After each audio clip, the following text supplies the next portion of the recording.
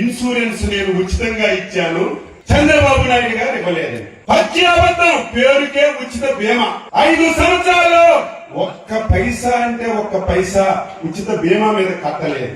అదేదో అచ్చెన్నాయుడుగా నేను చెప్పలేదు, చంద్రబాబు నాయుడు చెప్పలేదు. మొన్ననే పార్లమెంట్ లో కేంద్ర వ్యవసాయ శాఖ మంత్రి ఆంధ్రప్రదేశ్ ప్రభుత్వం పేరుకు ఉచిత బీమా కింద ఒక్క పైసా కట్టలేదని కేంద్ర మంత్రే చెప్పినా సిగ్గు లేకుండా ఇంకా ఉచిత బీమాని మాట్లాడుతున్నారు. ఒక్క సంవత్సరం సొంత డబ్బులు బీమాకిచ్చారు. ఇప్పుడది శాసనసభలో ప్రతిపక్ష నాయకుడిగా చంద్రబాబు నాయుడు పోడియం దగ్గరికి వెళ్లి కూర్చొని నువ్వు ఇన్సూరెన్స్ కి డబ్బు కట్టలేదు, రైతులు నష్టపోతున్నారని మేము పోరాటం చేస్తే ఒక్క సంవత్సరం నువ్వు కట్టావు తప్ప 4 సంవత్సరాల్లో ఇన్సూరెన్స్ కట్టకుండా మాట్లాడితే ఉచిత బీమా అని తప్పుడు ప్రచారం చేస్తున్నారు.